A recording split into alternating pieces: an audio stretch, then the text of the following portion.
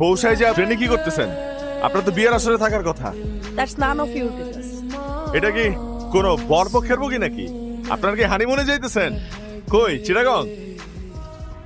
দোষ একটা মাইয়া পাইছি, মনে হচ্ছে বিয়া বাড়ি থেকে পালাইছে, বুঝছো? তুই মেয়ের সবকিছু নিয়ে তুইও পালা। কি করতেছেন? মরবেন নাকি? হ্যাঁ আমি মরবো। আমি যে মানুষটাকে ভালোবেসে বিয়ে বাড়ি থেকে পালিয়ে চলে আসলাম, সেই মানুষটা এখন আমার ফোনই ধরতেছে না। এখন আমি মুখ নিয়ে কিভাবে বাড়ি যাব?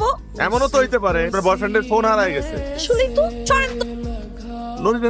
তেলা পোকা যে চিৎকার দিছে, তেলা পোকা তো হার্ট অ্যাটাক করে মারা যেত।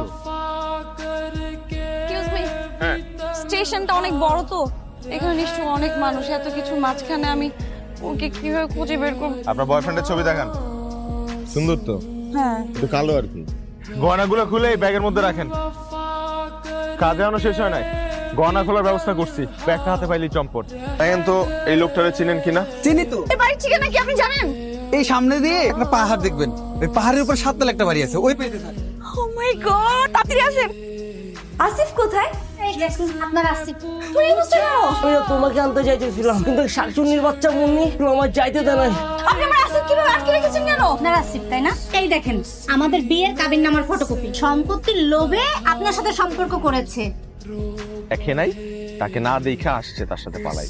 কত বড় প্রতারণা করতে আমার সাথে আপনি বলতেছেন? কত বড় প্রতারণা!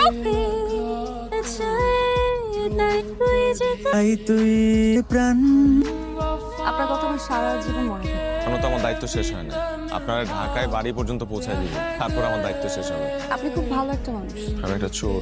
আপনি বিবির করে যা বলেন আমি সব শুনতে পাই। মানে আপনার আর আপনার বন্ধুর একটা এতিমখানা আছে। আমার বন্ধুর কথা জানেন কেমন? আমি শুনেছি আপনাদের ফোন কনভারসেশন। আপনাদের এতিমখানায় প্রত্যেক মাসে অনেক টাকা দিতে হয়, সেটা আপনারা কাজ করে জোগাড় করতে পারেন না। সেই কারণেই আপনারা মাঝে মাঝে চুরি করেন। আপনি একজন ভালো মানুষ, সত্যি কথা। আমি সিফা। টিফা দা ব্লগার।